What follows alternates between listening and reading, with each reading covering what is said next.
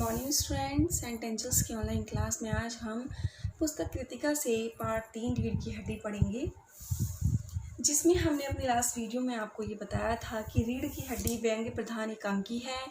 इसमें समाज में लड़कियों की उपेक्षा पर ध्यान आकर्षित किया गया है। इसमें गोपाल प्रसाद और राम स्वरूप का हंसी मजाक सबसे पहले आपने पढ़ा था। राम स्वरूप द्वारा मेहमान के स्वागत की तैयारियां की गई थी कि किस तरह से उनके आने पर घर में एक खलबली सी मच जाती है। नौकर इधर उधर सामान लेने के लिए दौड़ता है। फिर राम स्वरूप और उनकी पत्नी आपस में हंसी मजाक करते हुए आगे कहते हैं कि देखो मेहमान आने वाले हैं। उमा लड़की से कहना कि वो अच्छे से तैयार हो जाए। उसी प्रकार आगे राम स्वरूप और प्रेमा की चिंता भी थी कि शायद उनकी लड़की इस तरह से उनकी बात मानेगी या नहीं। गोपाल प्रसाद और शंकर का आगमन होता है। गोपाल प्रसाद और राम स्वरूप का भी हंसी मजाक फिर प्रारंभ होता है कि किस प्रकार उन्होंने आपस में हंसी मजाक किया था, अपने स्कूल के दिनों की बातें याद की थी। और जब ज़माना सस्ता था तब दर्जनों भर कचौड़ियाँ खा जाते थे। इस तरह की उन्होंने बहुत सारी बातें की। लड़की की खूबसूरती और पढ़ाई के बारे में भी उन्होंने विचार किया कि पढ़ाई इतनी आवश्यक नहीं है जितना कि लड़की की खूबसूरती। गोपाल प्रसाद का कहना था कि लोग जब लड़कों को BA पास MA पढ़ाया है तो बहुएं भी ग्रेजुएट लो, परंतु क्या लड़कों की पढ़ाई और लड़कियों की पढ़ाई एक ही बात है? मर्दों का काम है पढ़ लिख कर काबिल होना। अगर औरतें भी अंग्रेजी अखबार पढ़ने लगीं और पॉलिटिक्स पर बहस करने लगी तो गृहस्थी कैसे चलेगी? वह तर्क देते हैं, जनाब, मोर के पंख होते हैं मोरनी के नहीं, शेर के बाल होते हैं शेरनी के नहीं। कुछ बातें दुनिया में ऐसी हैं जो सिर्फ मर्दों के लिए, और ऊंची तालीम भी ऐसी चीज़ों में से एक है। उसके बाद उमा से पूछताछ की जाती है। उमा आती है, उमा से पूछताछ की जाती है। देखिए आगे के इस अपने चैप्टर में क्या बात की जा रही है, आगे पढ़ते हैं। गोपाल प्रसाद, ठीक, लेकिन हाँ बेटी, तुमने कुछ इनाम विनाम भी जीते हैं। उमा चुप। राम स्वरूप इशारे के लिए खांसते हैं, लेकिन उमा चुप है। उसी तरह गर्दन झुकाए गोपाल प्रसाद अधीर हो उठते हैं और राम स्वरूप सकपकाते हैं। राम स्वरूप, जवाब दो उमा। गोपाल प्रसाद से हाँ, जरा शर्माती है। इनाम तो इसने। गोपाल प्रसाद जरा रूखी आवाज़ में, जरा इसे भी तो मुंह खोलना चाहिए। राम स्वरूप, उमा देखो आप क्या कह रहे हैं। उमा देखो। राम स्वरूप कहते हैं, उमा देखो आप क्या कह रहे हैं, जवाब दो। कुर्सी मेज बिकती है, सब दुकानदार कुर्सी मेज से कुछ नहीं पूछता। उन्होंने कहा, क्या जवाब दूं बाबूजी? जब कुर्सी मेज बिकती है तब दुकानदार कुर्सी मेज से कुछ नहीं पूछता, सिर्फ खरीदार को दिखला देता है। पसंद आ गई तो अच्छा है, वरना। राम स्वरूप चौंक कर खड़े हो जाते हैं। उमा, अब मुझे कह लेने दीजिए बाबूजी।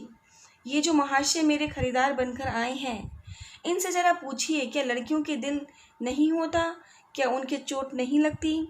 बेबस भेड़ बकरियां हैं जिन्हें कसाई अच्छी तरह देख भाल कर। गोपाल प्रसाद ताब में आकर, बाबू राम स्वरूप, आपने मेरी इज्जत उतारने के लिए मुझे यहाँ बुलाया था।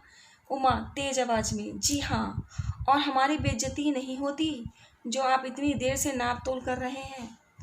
और ज़रा अपने इन साहबजादे से पूछिए कि अभी पिछली फरवरी में ये लड़कियों के हॉस्टल के इर्द गिर्द क्यों घूम रहे थे और वहाँ से कैसे भगाए गए थे।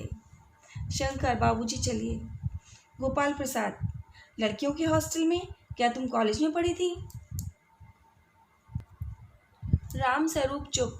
उमा, जी हाँ, कॉलेज में पढ़ी हूँ, मैंने BA पास किया है। कोई पाप नहीं किया, कोई चोरी नहीं की, और ना आपके पुत्र की तरह तांग झांक कर कायरता दिखाई है। मुझे अपनी इज्जत, अपने मान का ख्याल है तो, लेकिन इनसे पूछिए कि ये किस तरह नौकरानी के पैरों पड़कर अपना मुंह छिपाकर भागे थे। राम स्वरूप, उमा। गोपाल प्रसाद खड़े होकर गुस्से में, बस हो चुका बाबू। राम स्वरूप, आपने मेरे साथ दगा किया। आपकी लड़की BA पास है और आपने मुझसे कहा था कि मैंने सिर्फ मैट्रिक पास कराया है या मैट्रिक तक पढ़ी है।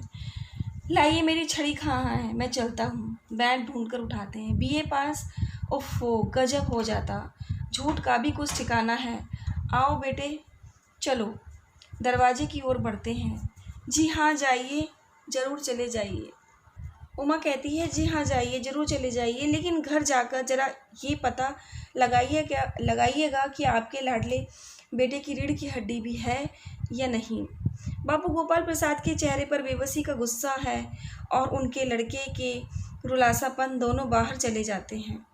बाबू राम स्वरूप कुर्सी पर धम से बैठ जाते हैं। उमा सहसा चुप हो जाती है। प्रेमा का घबराहट की हालत में आना। प्रेमा, उमा उमा रो रही है। ये सुनकर रामस्वरूप खड़े होते हैं। रतन आता है। बाबूजी मक्खन। सब रतन की तरफ देखते हैं और पर्दा गिरता है। इस प्रकार यहाँ आपने पढ़ा कि अपने लास्ट पैराग्राफ में कि उमा की डांट फटकार कि उमा किस प्रकार अपने तेज आवाज़ में उसका मतलब आवाज़ रुक नहीं पाती है इतना सब गलत होते हुए देखकर। जरा इसे भी मुंह खोलना तो चाहिए कि मतलब गोपाल प्रसाद कहते हैं कि इसे भी तो मुंह खोलना चाहिए। उमा दृढ़ स्वर में कहती है, क्या जवाब दूं बाबूजी, क्या जवाब दूं बाबूजी। कि ये देखिए कि इतनी देर से हमारा अपमान किए जा रहे हैं। कभी कुर्सी मेज़ों के बारे में पूछते की तरह हमारी ख़रीदारी का सौदा करते हैं। दुकानदार कुर्सी मेज़ से कुछ नहीं पूछता, सिर्फ ख़रीदार को दिखला देता है। पसंद आ गई तो अच्छा है, वरना ये महाशय जो मेरे ख़रीदार बनकर आए हैं इनसे ज़रा पूछिए क्या लड़कियों के दिल नहीं होते, क्या उन्हें चोट नहीं लगती, क्या बेबस भेड़ बकरियां हैं जिन्हें कसाई अच्छी तरह से देखभाल कर यूज़ करता है। गोपाल प्रसाद उमा की बातों को अपमानजनक मानते हैं। उमा कहती है, और आप जो इतनी देर से नापतोल कर रहे हैं जरा अपनी इन साहबजादे से पूछिए अभी पिछली फरवरी में ये लड़कियों के हॉस्टल के इर्द गिर्द क्यों घूम रहे थे।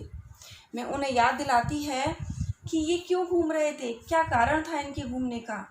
गोपाल प्रसाद पूछते हैं कि इसका मतलब तुम हॉस्टल में पड़ी हुई हो जब तुम्हें हॉस्टल की बातें पता हैं। उसने कहा कि मैं हॉस्टल में पढ़ी हूँ, मैंने बीए पास किया है, कोई चोरी नहीं की, ना ही आपके पुत्र की तरह मैंने कोई ताक झाक कर कायरता दिखाई है। मुझे अपनी इज्जत और मान सम्मान का ख्याल है। गोपाल प्रसाद उमा की पढ़ाई के बारे में सुनकर खड़े हो जाते हैं।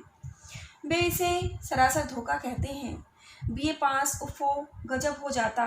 झूठ का भी कुछ ठिकाना है। वे वापस जाने लगते हैं। उमा आखिरी चोट करती हुई कहती है, ज़रूर चले जाइए, लेकिन घर जाकर ज़रा ये पता लगाइएगा कि आपके लाडले बेटे की रीढ़ की हड्डी भी है या नहीं, यानी बैकबोन।